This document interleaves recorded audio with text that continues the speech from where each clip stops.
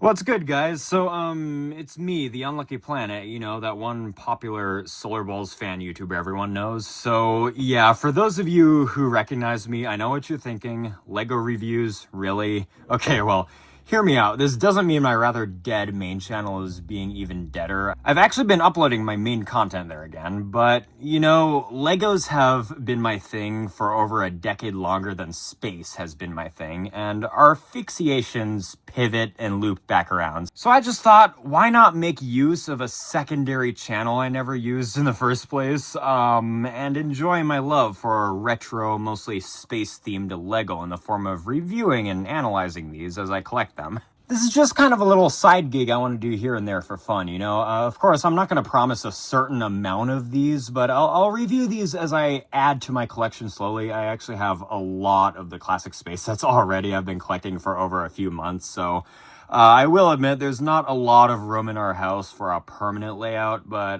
this is just kind of one of my things now. With that said, Lego Classic Space needs no introduction. These are the adventures of Legoland Space.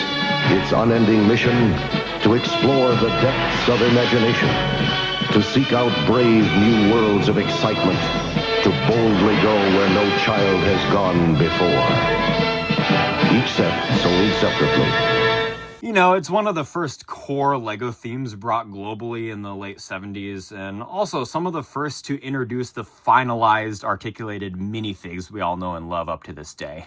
A lot of Gen Xers are obviously going to be nostalgic for these, whereas a Gen Zer such as myself, collecting and restorating because I just think these are freaking cool. And I'll admit I probably just rambled on a lot more just now than I could about set 886 here, the Space Buggy from 1979. So let's dive into this set itself. So yes, this was indeed a set. I mean, what you see is what you got back in the day for only $2. Hey, I mean, can't complain. Buying this new in its original box, you're looking around $200, but probably the better way to go is paying like $30 to get the pre-built set, along with maybe the box and instructions if you're lucky. Now, here's my story about how I got this one in specific. So it was a few months ago, I actually found this along with an incomplete set of 6901, the Mobile Lab, at my local bookstore because they had a tiny little cabinet section with like Lego donations and stuff. So this is kind of what got me started on collecting classic space now, which you'll see down the road. Now, here is the iconic Classic Space minifig who came on his ride. He's definitely appropriate for this set because he has the thinner original space helmet, which these infamously had the tendency to snap easily. This one is still intact, and I believe the rest of him is original. I can definitely tell his torso is old, but geez, that gold print is in such mint condition. That's a real treat. like, was this guy even played with? Now, he's of course holding his very ambiguous accessory. You could imagine whatever you want with this, honestly. I mean, it is classic space. I personally go for the more peaceful interpretation as some sort of LiDAR scanner. But one could just as easily interpret this as some sort of like alien laser blaster or a megaphone or a flashlight, Now here is his ride. So let's just go ahead and put our spaceman on it because low-key, this and all classic space sets for that matter lose like 70% of their sauce without the classic spacemen themselves with them. So yeah, this is obviously an extremely simple build, only 20 parts total, including the minifig and his accessories. So the buggy alone only uses like 13 parts. Barely would be polybag size these days. I mean, to be fair, it does use some like rather large parts, but with my current bulk, I could definitely build like at least 10 more of these if I wanted to have like a whole fleet of them roaming around.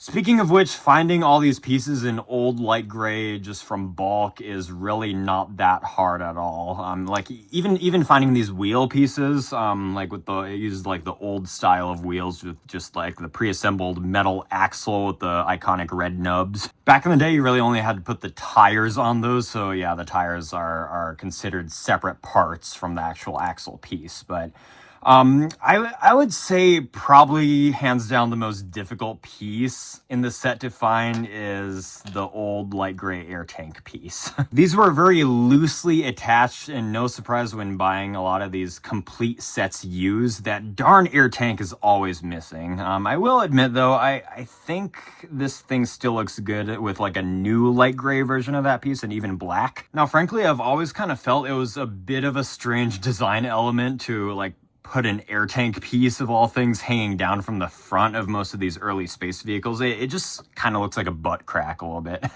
I mean, I get it's just for extra texture considering the limited amount of parts at the time. I mean, I do imagine though, these do represent like some power source of these vehicles themselves. Like a battery, or maybe these rovers are supposed to run on some kind of decaying radioactive material or something.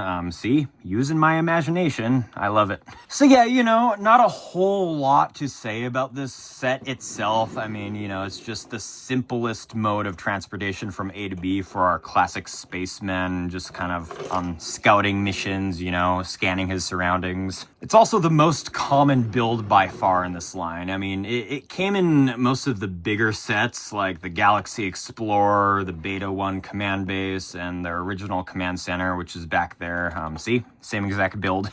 And that set actually came out a year earlier than this, so if we're getting very technical, this set technically isn't original, but you know, like, the purpose of this set is just a little stocking stuffer way to get just the buggy alone without getting the much more expensive sets. And you know what? Even for what this is, they say it's a big adventure in a small package. Like, sure, the set may be a little insignificant by today's standards, but it's iconic, right? No denying that. Like, hell, people have like built upscaled versions of this set alone. I mean, let's face it, if there were two sets that come to mind when thinking of LEGO Classic Space, you would think of the Galaxy Explorer and this. So yeah. Now, speaking of which, one thing that's worth comparing the Space Buggy to is actually that one Space Buggy you get to build in the 90th anniversary Galaxy Explorer. So you could just like easily like add an antenna on this and just call it the 90th anniversary Space Buggy set 886, right?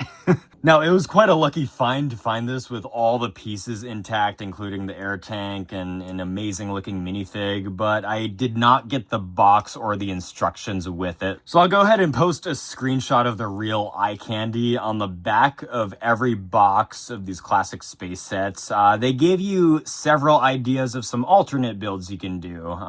I like this one the most, I guess. But yeah, with the parts included in this set in particular, there's not much you could build. So yeah, I definitely want to pick up like at least maybe even if it's a little dinged up, like at least like some original box for this set. I couldn't really care about the instructions though, considering you could definitely build this without the instructions. It's just kind of nice to have. I love the artwork and everything on these old sets. So I think that's all I got for you all for this review, but this was a great warm-up, but boy, oh boy, do I got more coming.